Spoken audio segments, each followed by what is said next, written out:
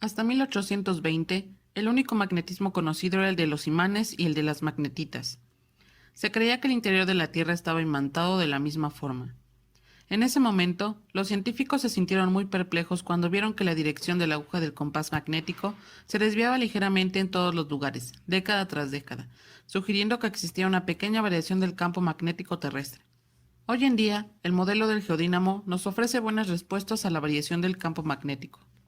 Por otro lado, no solo existen campos magnéticos creados por materiales naturalmente magnéticos, tal como lo mostró el siguiente personaje, Hans Christian Ørsted. Fue un profesor de ciencias en la Universidad de Copenhague. En 1820 preparó en su casa una demostración científica para sus estudiantes y amigos.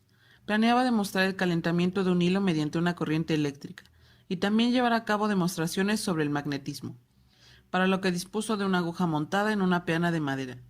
Mientras llevaba a cabo su demostración eléctrica, observó que cada vez que se conectaba la corriente eléctrica, la aguja se movía.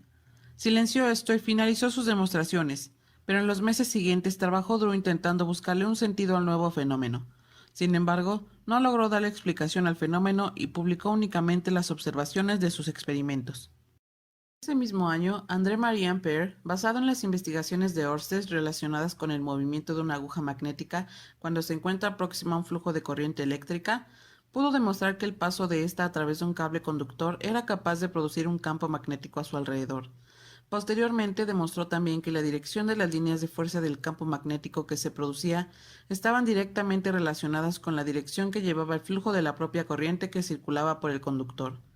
Basado en esa experiencia, en 1825 formuló los fundamentos teóricos del electromagnetismo, conocido como Ley de Ampère, donde se postula la relación básica que existe entre la corriente eléctrica y el surgimiento de un campo electromagnético.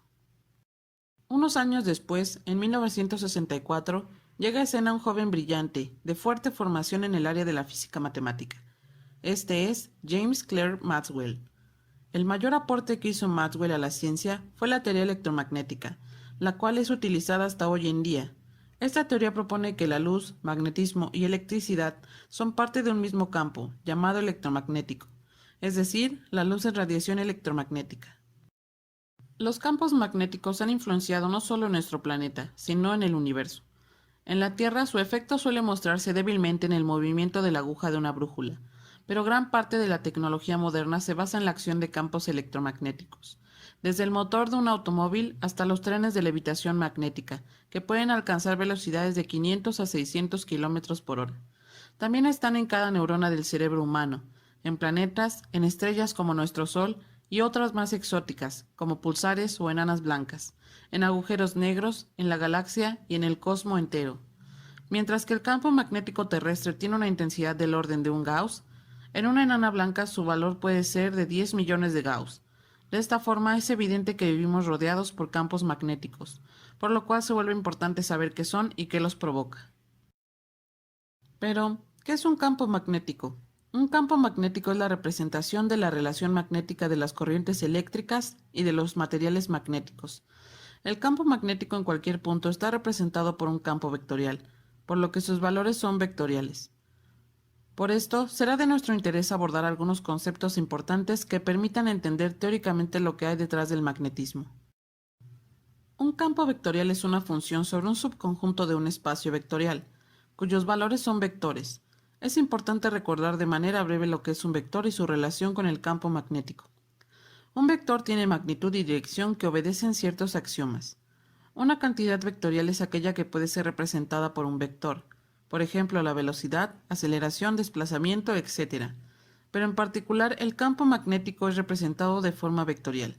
Estos pueden ser determinados matemáticamente en el espacio mediante un conjunto de coordenadas en un sistema de referencia dado.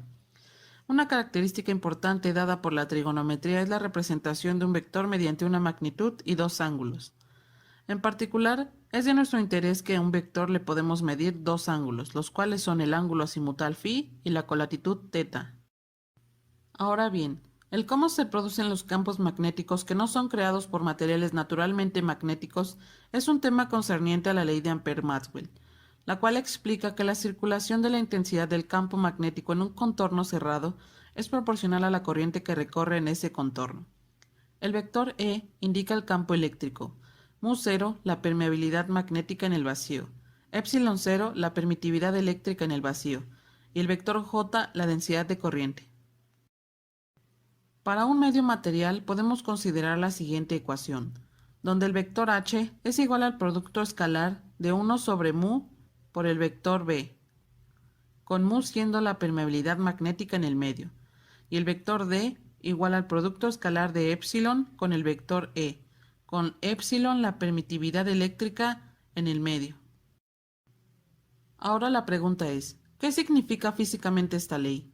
Lo que nos dice es que las corrientes eléctricas o campos eléctricos cambiando en el tiempo generan campos magnéticos. Por ejemplo, un electroimán es un tipo de imán en el que el campo magnético se produce mediante una corriente eléctrica, desapareciendo en cuanto cesa dicha fuente. Los electroimanes generalmente consisten en un gran número de espiras de algún conductor, muy juntas que crean el campo magnético. A diferencia de los campos eléctricos que pueden generarse por cargas eléctricas como un electrón, hasta hoy en día todos los campos magnéticos conocidos son dipolares, es decir, poseen un polo norte y un polo sur, a los que también se les dice polo positivo y polo negativo. Esto quiere decir que no existen monopolos magnéticos. Como consecuencia, las líneas del campo magnético son siempre cerradas, como en el caso del imán. Salen del polo norte y llegan al polo sur. Las líneas de campo magnético se amontonan de forma natural en las regiones donde el campo magnético es más intenso. Esto significa que la densidad de líneas de campo indica la intensidad del mismo. Como mencionamos anteriormente, un campo magnético es una idea que usamos como herramienta para describir cómo se distribuye una fuerza magnética en el espacio alrededor y dentro de algo magnético. La mayoría de nosotros estamos familiarizados con objetos magnéticos cotidianos y reconocemos que pueden existir fuerzas entre ellos. Sin embargo, tal vez muchos de nosotros no sabemos que todo el tiempo estamos en presencia de campos magnéticos, desde el uso de nuestros electrodomésticos, transportarnos en un auto, en cada una de nuestras neuronas o por el simple hecho de vivir en el planeta Tierra.